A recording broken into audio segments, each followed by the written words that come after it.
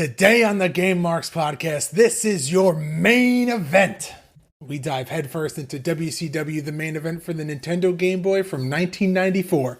We cover the ups and downs and decide if we would play it forever or future endeavor. You're fired! All this plus what a week in gaming news. Plug in, put on those nostalgia goggles because this week's Game Marks podcast starts now. And now, the Game Marks!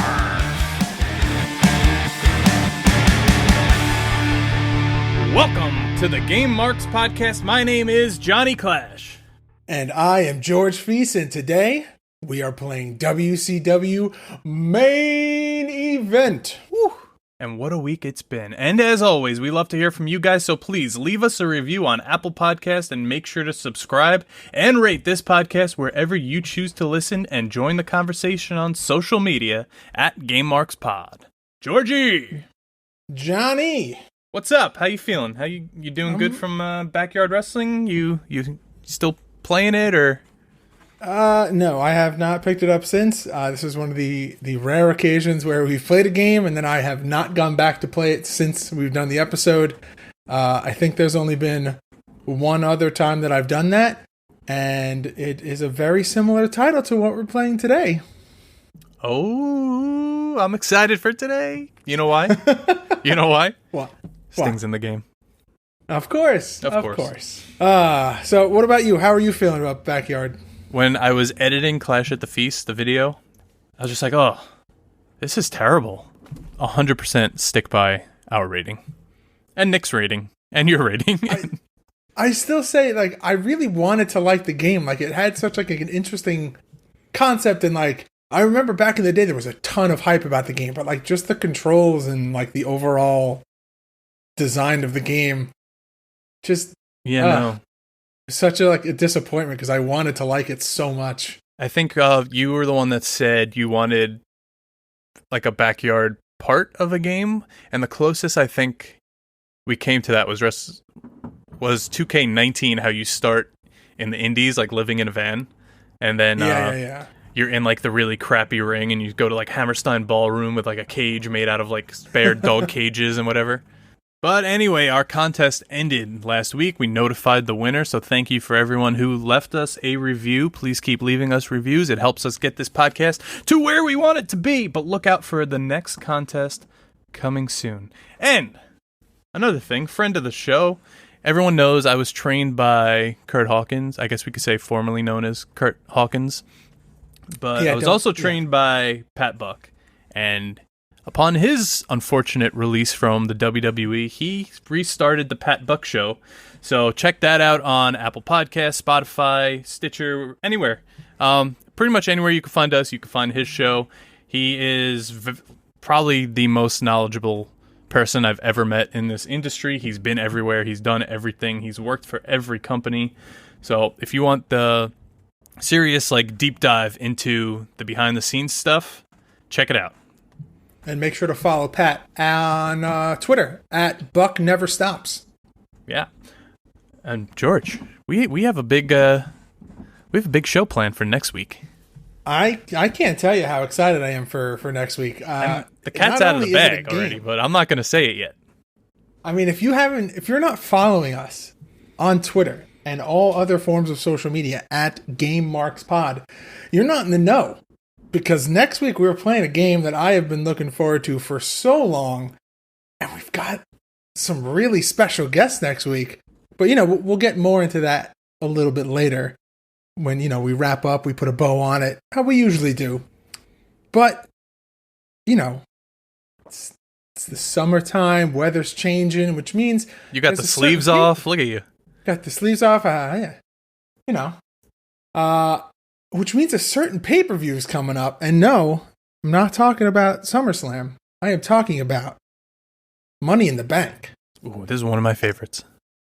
So we have decided, aside from doing other random sporadic Twitch streams, that for every major pay-per-view that's happening, that weekend, either the Friday, Saturday, or the Sunday of, we are going to be doing a live stream on Twitch to kind of get everyone in the mood.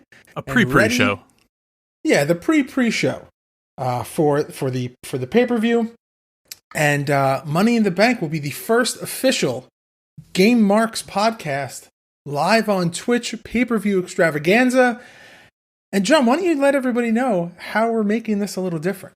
Okay, so last time we just kind of played random games. We switched here and there. We did like best of 5 series. George won one, I won one, back and forth. This time we're just going to play 2K20. We're going to play the game everyone's talking about. But here are the rules. We're going to do this like an actual pay-per-view. There will be 6 matches in total. This isn't all we're going to play. We might play more before, we might play more after, but 6 matches total. George is taking SmackDown. I am taking Monday Night Raw. We are going to go by the game roster, so even if they kind of switch in real life, we're going to go by what they are in the game. There will be, like I said, 6 matches, which will include for each side 1 Money in the Bank match, 1 title match, and then 1 match of our choosing. And we're going to continue the champions. We're going to continue the trends from pay-per-view to pay-per-view. And we're just going to make this one long-running thing. So we essentially are doing a Game Marks podcast fantasy pay-per-view booking. And we're putting on our own little 2K20 pay-per-view. And, normally you would hope for no glitches and no errors to happen. But because it's 2K20, I actually think that, if we have some glitches and some weird character animations happening in the middle of these matches, it might actually enhance the content. So I'm all for it, as long as the game doesn't crash, because that would suck. The reason I bought the game was to see the stupid glitches that everyone's been seeing, that they've been showing on Twitter and whatnot. And there'll be no cheats, no DLCs, just the straight roster. And that's really it. Maybe further down the line. Did we decide on if we could use legends here and there? Or I think who's ever in the game is fair. Okay. Is up for grabs. Okay. The only thing is, I don't know if it's. Oh no, it is in 2K20. In 2K20, everyone is like all the legends and stuff are still behind like the VC wall. Okay. So you have to like pay them and all that stuff, but I could just get the accelerator and fix that. Yeah, whatever. We could even do that as we go. Yeah, I'll just buy the season pass, get all the DLCs, and then I'll get the accelerator and unlock everything in one shot. All right, there you go. What do you say we head on over to gaming news? Oh, Johnny, take me through it. Are you looking to get a better grip on life? How about your video games? Well, VGF Gamers are the largest silicone gaming brand in the USA. They have a variety of different and unique skins for the PlayStation 4 and Xbox One controllers and consoles. Check out their products at vgfgamers.com and use code GameMarks to receive 15% off your order at checkout. That's GAMEMARKS at checkout. VGF Gamers. Better grip, better style.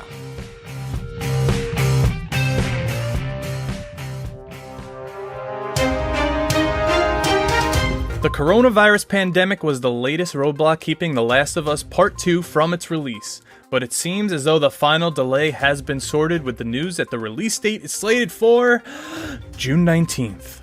Unfortunately for Naughty Dog, news of the game's story leaking did not bode well for them as the fans took to Twitter to rage over decisions made in the spoilers.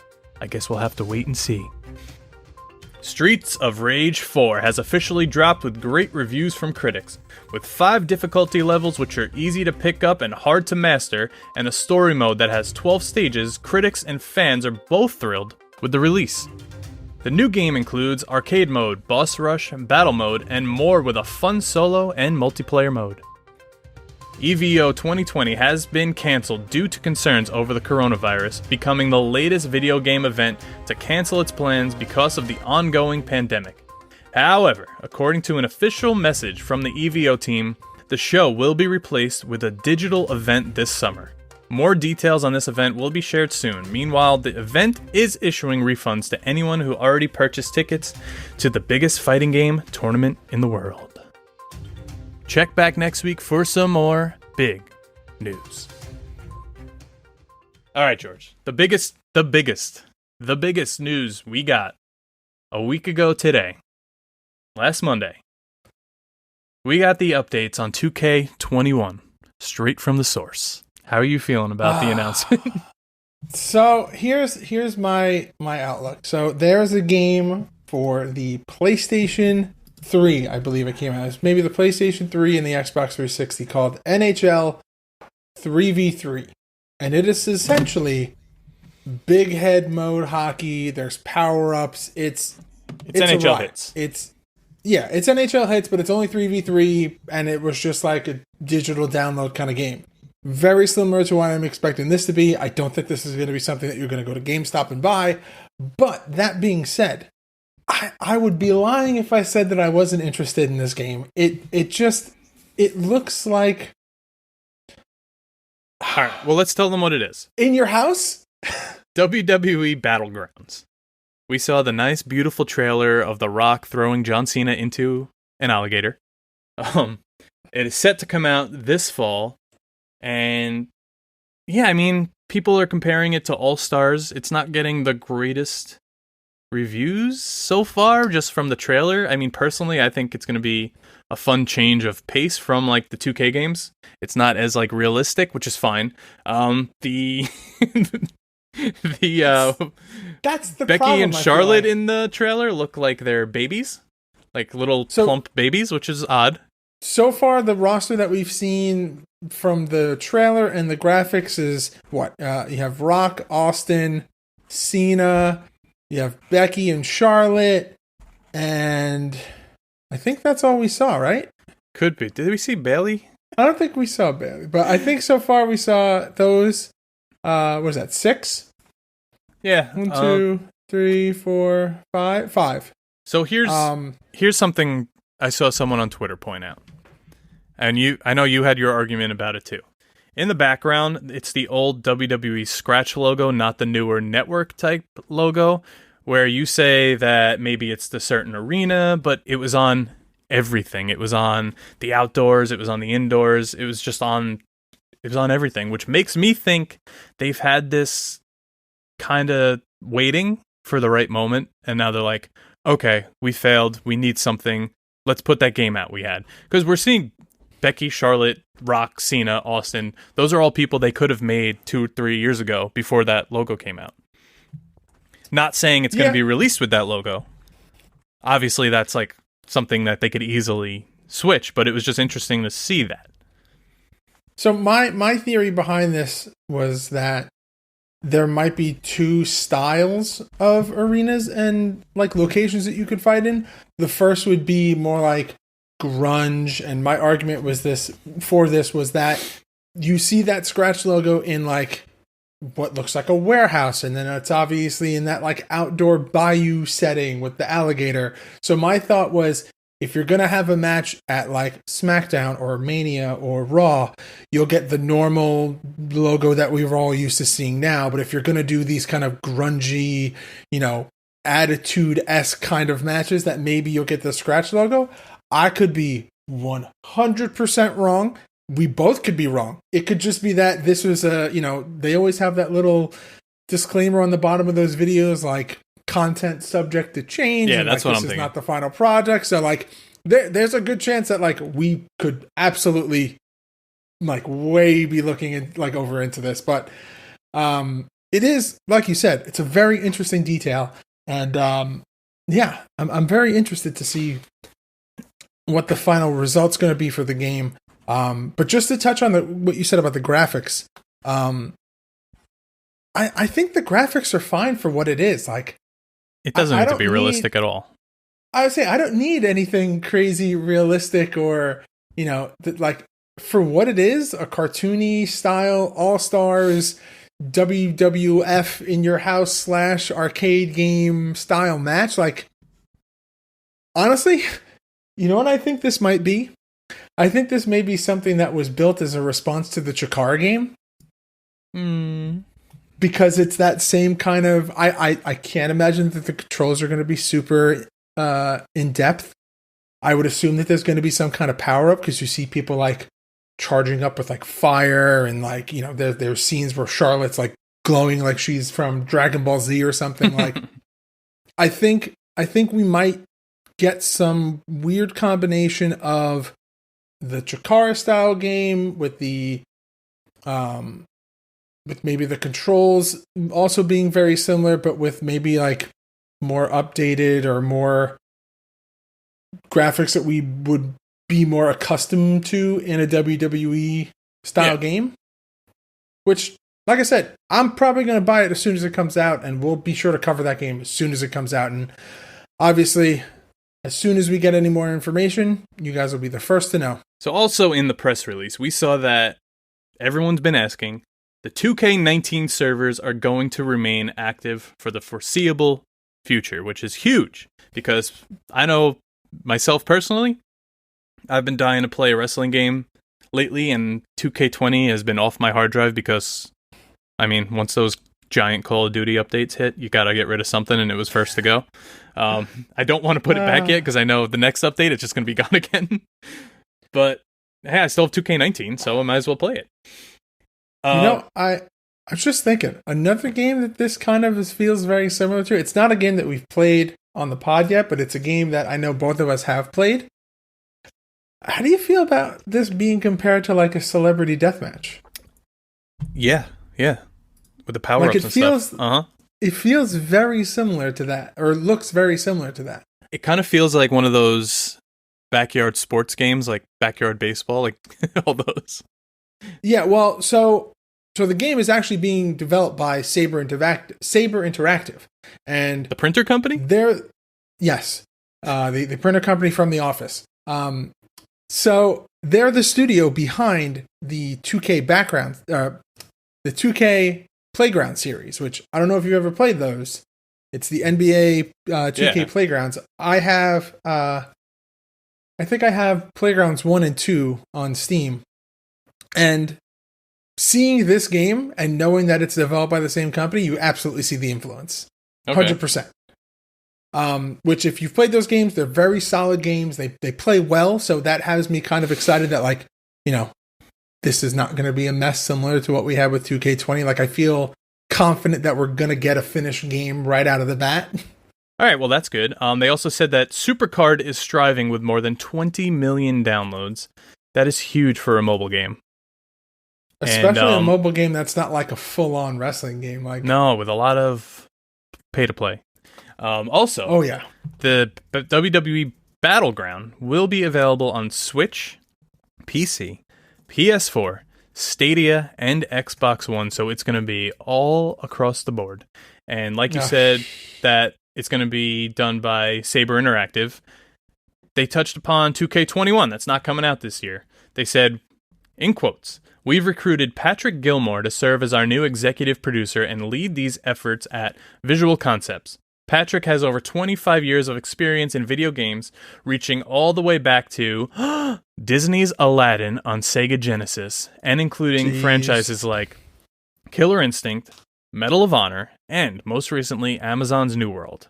He'll be overseeing WWE 2K development, and you'll be hearing more from him and the team in months to come." So, at least we're going to be hearing from them. I mean, I feel like that was the big issue that we had with 2K20 for the first couple of weeks, was that, like, it was very, very clear that there was a ton of issues, and there was little to no communication for those first couple of weeks. And now they have a year and a half. And you know what? I will say this. They were better about communicating, and there has been patches to fix, like, most, not all, but most of the big game-breaking bugs. And they fixed a lot of the issues with, like, Bianca Belair's hair and just the hair in general. So I will say, while they didn't completely fix all the issues, they were responsive and did do their best given the situation and the corner that they backed themselves into. But I don't know, John. I'm feeling a little itchy. What do you think? Is it time for us to get into that question? Should we scratch that? I think it's time for our favorite part of the episode. Let's jump into the question of the week. Finally, the Game Marks podcast has our own pro wrestling tees store. Brace yourself, because the Game Marks podcast is now on ProWrestlingTees.com, featuring multiple designs created by us. Head on over to ProWrestlingTees.com/GameMarksPod today to play it forever. All right, so the question of the week is a weekly segment where John and I go back and forth and ask each other questions, wrestling related in some way, shape, or form. And then, of course, we'd like to present the question to you, and you can answer and see all of the other answers from all the other listeners if you follow along at Game Marks Pod. This week, it is Johnny's turn to ask a question, but before we jump into that, do we want to do a little touch on last week's question, Johnny? Yeah, last week we asked if you could revive one game series in the in light of 2K not coming out this year. This was before we knew about Battlegrounds. What series would you revive? And I think the general consensus was No Mercy. Yeah. Cut and dry, No Mercy, that's it. Here's my big problem. And this is not a shot at anyone specifically. This is not a shot at you, John, or anyone else that has this opinion. I feel like when you talk about what kind of game should be revived, people always tend to get on their high horse and be like, oh, everyone always says No Mercy. You're either on that fence or you're on you're either on that side of the fence or just play Fire Pro side. Not even that, where it's just like you'll purposely name any other game just to not be someone who says No Mercy. Okay. So it's like you're a diehard No Mercy fan or you're purposely saying something else so that you don't appear to be that diehard No Mercy fan. And okay. I'm going to stop you there. I'm going to stop. Like what you like. I'm going to stop you there. Because we had one other suggestion, which was also mine. So that leads us to this week's question. Okay. If we got a WWF WrestleMania arcade game, who would your 8 superstars be on the current roster? So, because that's what I would choose. I would choose another arcade game. Okay, so you're saying that like that style of game, would you... The exact game. Okay, with like, plays like a Mortal Kombat game and stuff like that. The exact game. Think WrestleMania, the arcade game. Yeah, that's what I'm saying. It Current plays roster. like a Mortal Kombat game. It plays like WrestleMania, the arcade game. Yeah, okay, so do you want to go first or should I go? No, you go. I'm asking you. I have mine. Yeah, I'm going to hide yours so that I don't read off. There's going to be overlap. All right, so I mean, I feel any game with The Fiend is guaranteed to sell just because everyone is still loving The Fiend. And think of like what he would shoot out, like, you know how Doink had the big hammer, yeah. Undertaker had the bats. That would be, yeah. So I'm thinking The Fiend. I'm thinking, does John Cena count as current roster? Okay, sure. So I'm thinking Fiend, Cena, Orton, Edge. Okay, we're going Attitude Era. I mean, we're going Ruthless. I'm just thinking those like tried and true, like you gotta have like the mix of like the old school with the new school. And then I'd say like AJ. You could throw Rey Mysterio in there. What is that? 6. 6. I get 2 more. Yep. Kofi. And Drew McIntyre. Ooh, okay. All right. Because I'm just imagining him actually throwing like giant claymores. yeah. Stuff like him that. just like pulling them out and just like throwing them. Claymore. All right. We had some of the same. So I went Fiend, Roman Reigns. Oh, Roman. AJ Styles, Kofi Kingston, Seth Rollins, Brock Lesnar. Oh. And then Becky and Charlotte. Oh, yeah. I completely forgot about the women. See, this is the thing. I don't know if you could do that kind of game with 8. Now, I don't know if a roster with 8 people flies nowadays. With Sting as an unlockable. Oh, God. I mean, I'd like to see Kane in this game. You know, the new Undertaker. Like I was just saying, how do you not get Taker in there? Samoa Joe. But like maybe that's what it is. Maybe you combine ours and that's like the normal, and then you have like Taker, Warrior, Hogan, Austin, Rock. Like those are your unlockables. Hogan wasn't there for those games. It seems like he would be in those games. Yeah, and like Macho Man, like Huh. Okay. Shawn Michaels was in it, but having him back in there again would be great. I'm sticking with my 8 though. Yeah, I think the only change, if I could go back and make any changes, I would include some of the women's division. All right. Before cool. I knew it, I only had 2 people left. Yeah. All right. Cool. All right, John. But what do you question say? down. All right, John. So what do you say? We get into this week's game. I think it's time to take the plunge. All right. Hey guys, Johnny here. While we love talking about video games and wrestling here on the podcast, we wanted to share with you a new offer from our friends at Stitcher.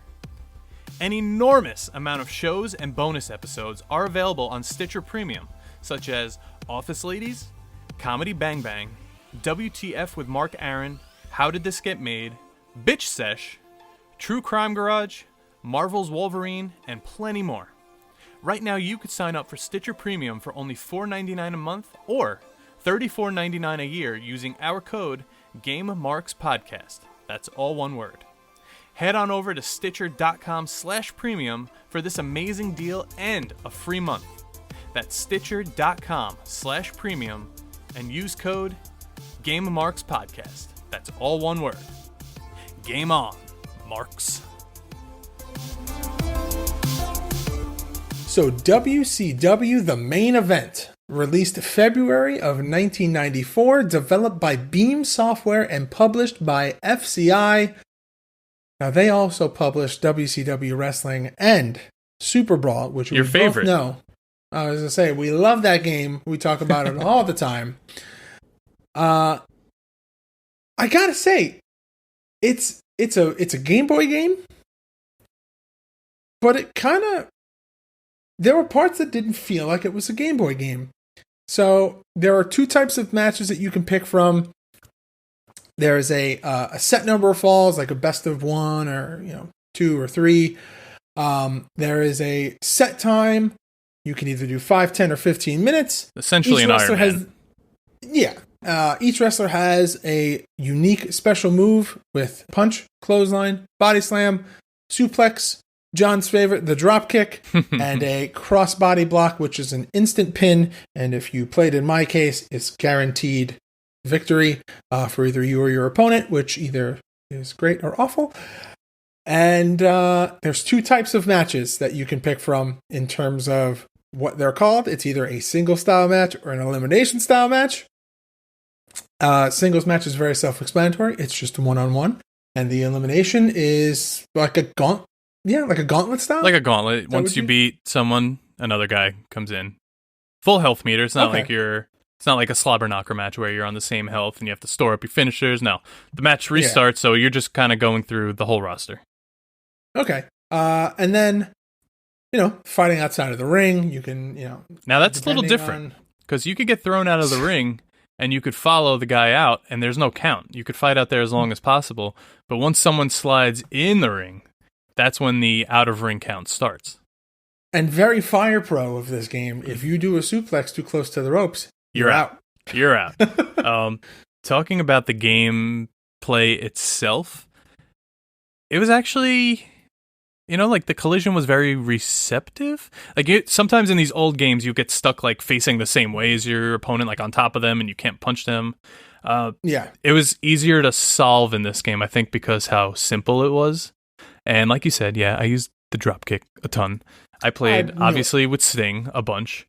But I found I think my favorite guy in this game was Rick Root. I liked his moveset.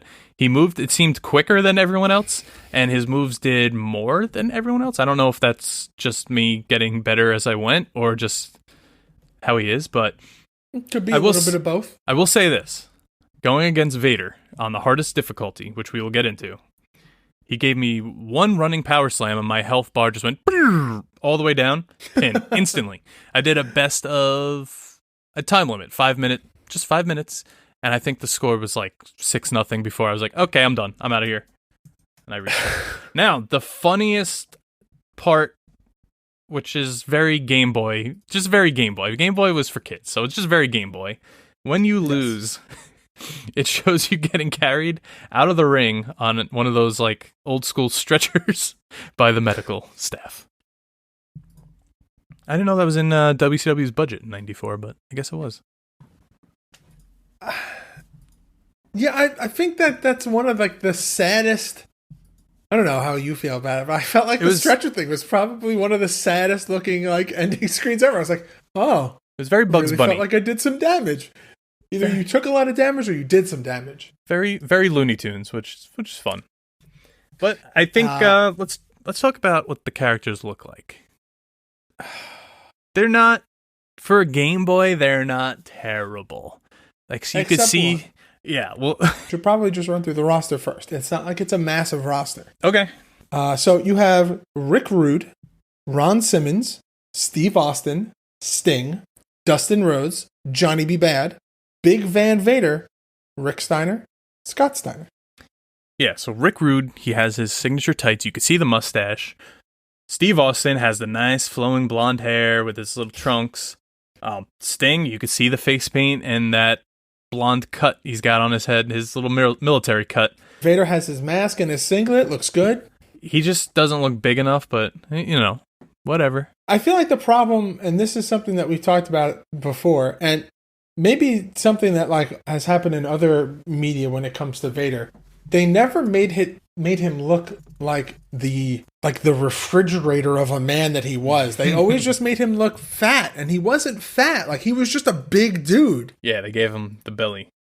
Yeah, like he was just like a solid boulder of a man. Like, he was just like solid rock. And then Dustin Rhodes, Johnny B. Bad, they look okay, but Ron Simmons.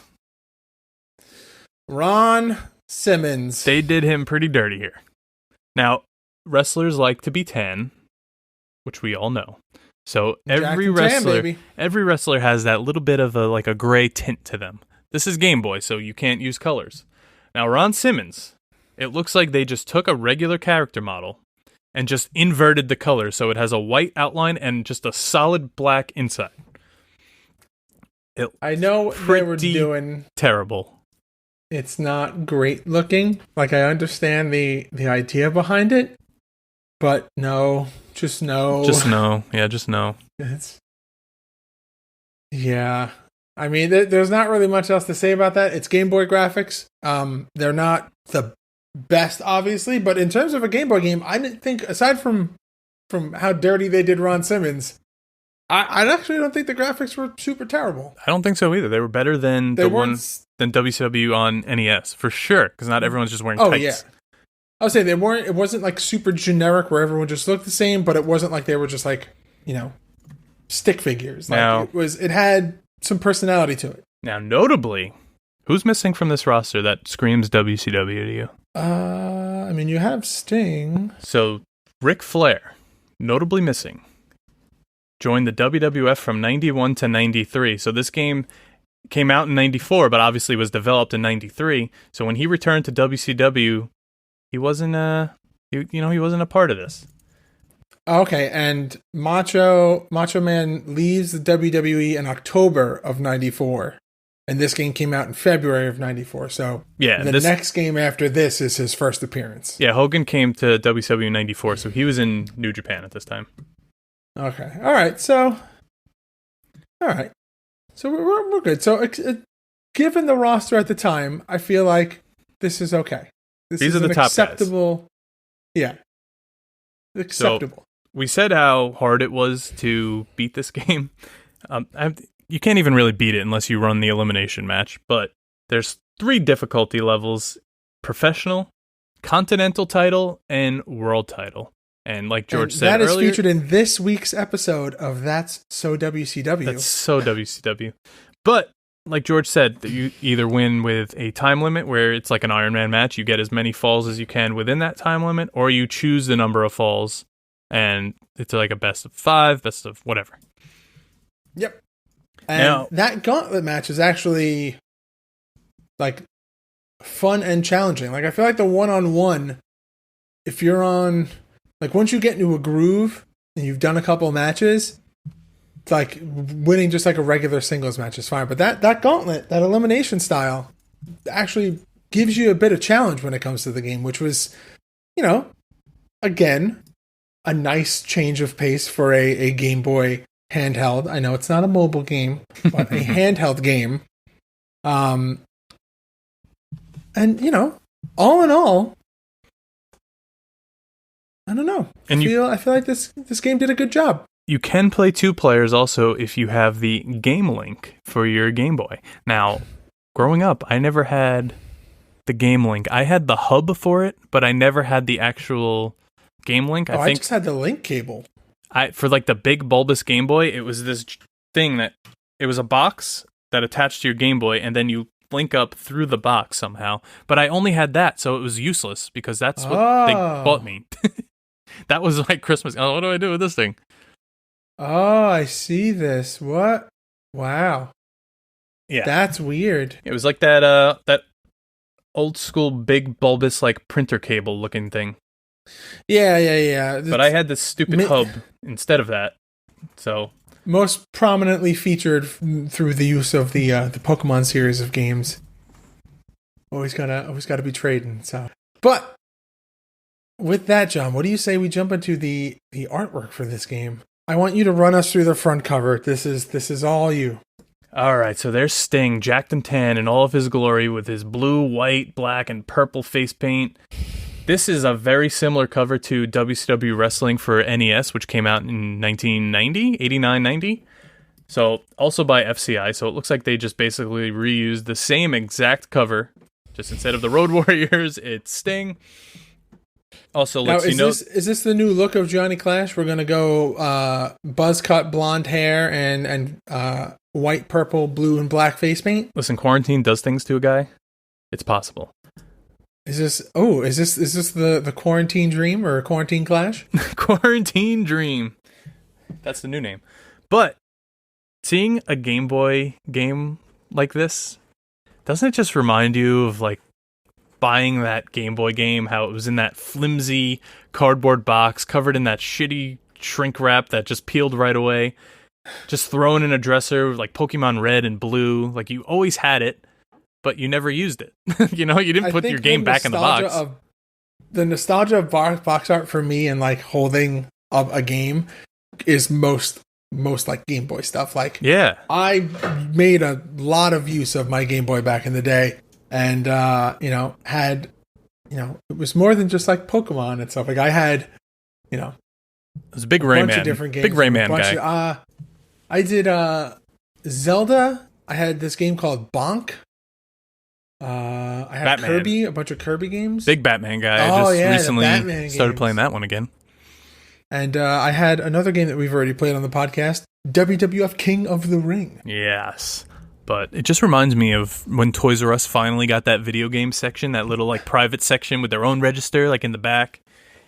That's where I would buy all my Game Boy games. And then eventually that section got blown way out of proportion.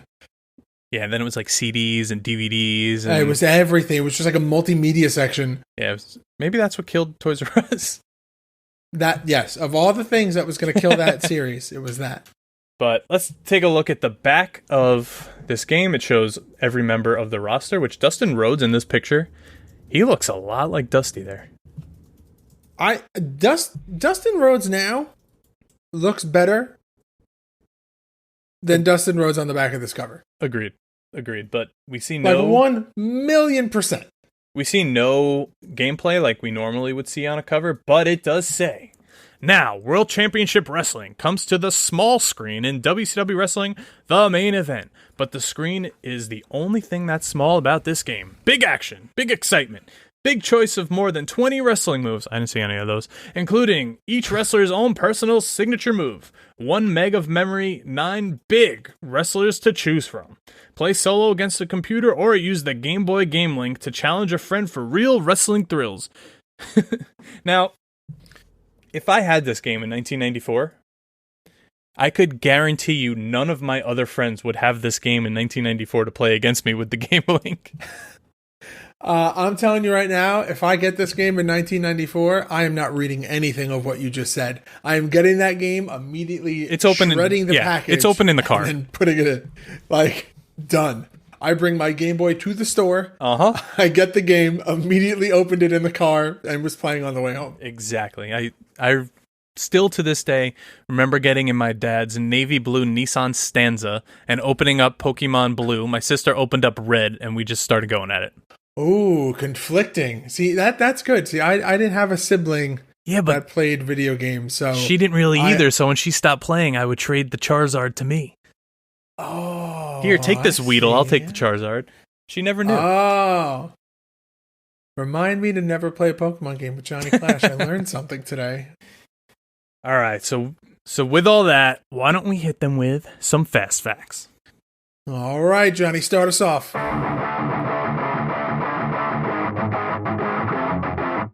The Steiner brothers had left for the WWF shortly before the game's release, but still appeared in the game as it was too late to remove them from the game before its release. This was Steve Austin's video game debut. It is the only WCW game that he appears in, and the next time he features in a game is WWF Warzone in 1998. Now, get this, George. This game on eBay, right now pre-owned, just the cartridge, goes for $40, where the game inside the box is a $59 game.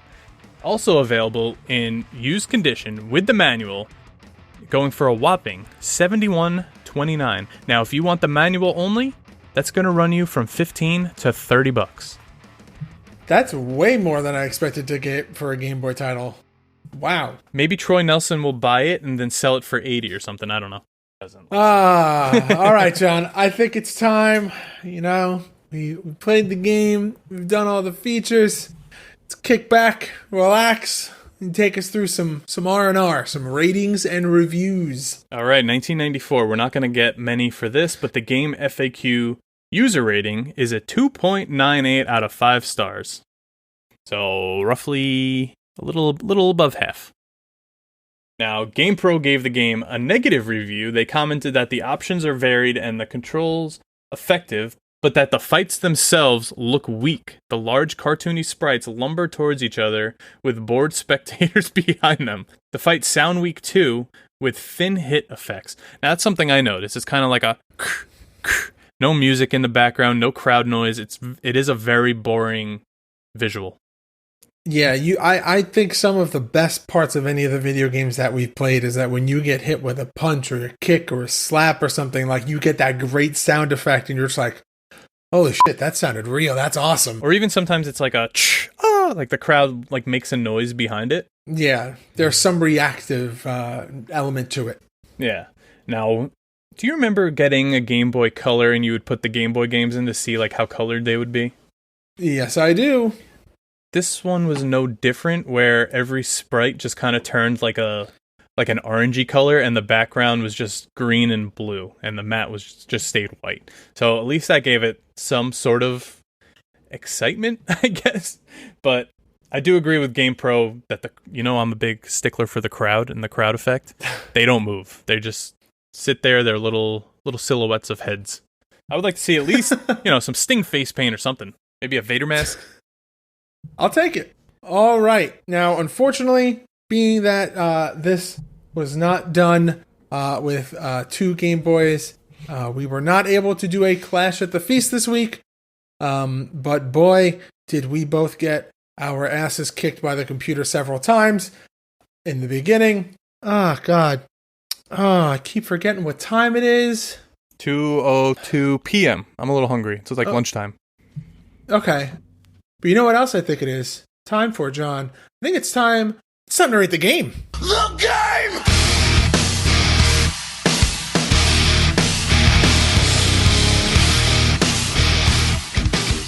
All right, John. Baby. So, WCW, the main event for the Game Boy.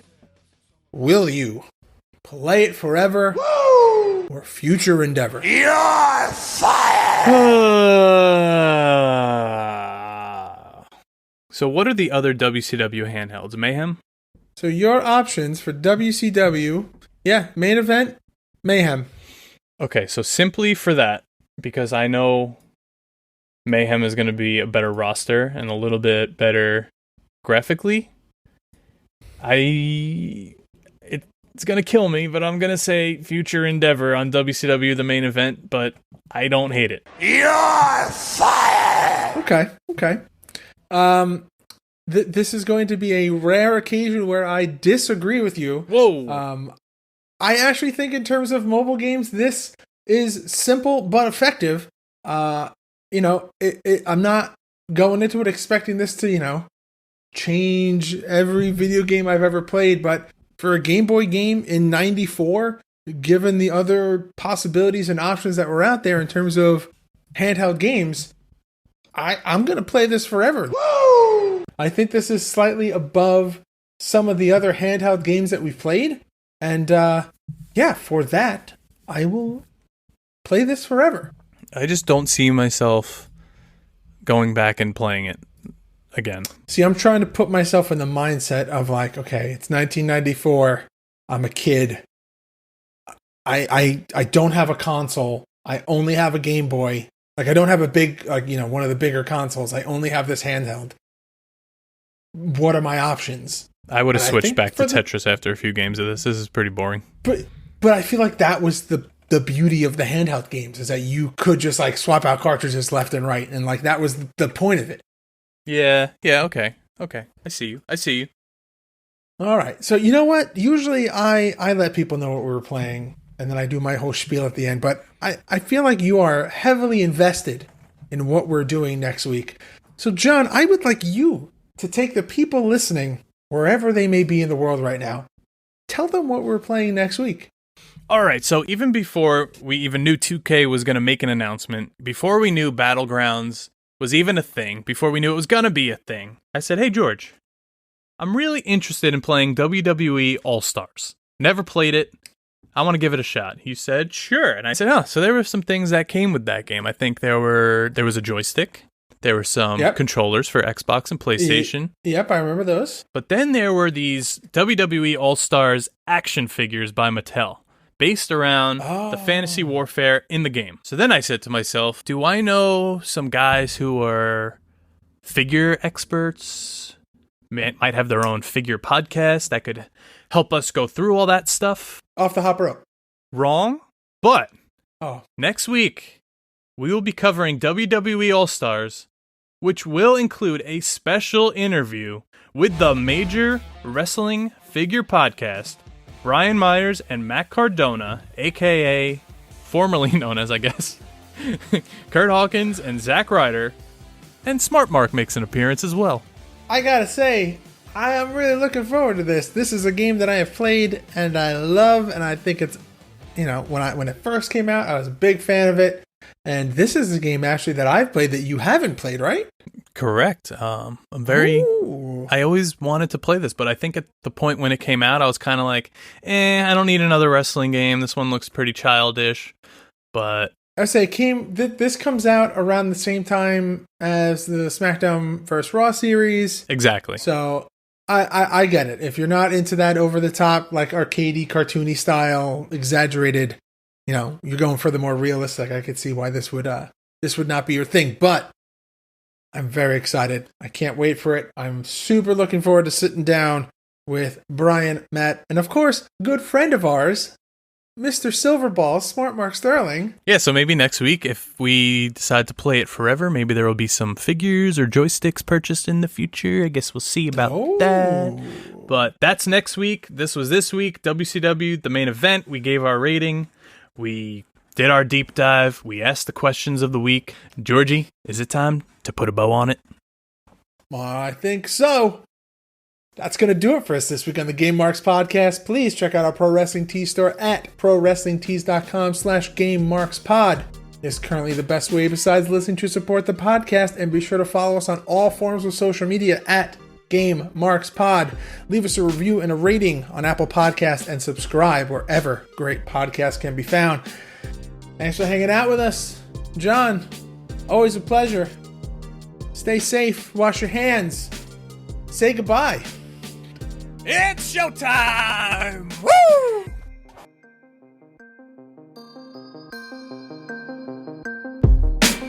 Game Marks podcast, put them on the radar. Playing rare games, Sega Saturn, no Game Shark. Johnny and George work hard and they play hard. Future Endeavor games and put them in the graveyard. From the deep dive to the clash at the feast, how can I get more? That's question of the week. Follow on Twitch, there's nothing that they won't play. Game Marks podcast every single Monday.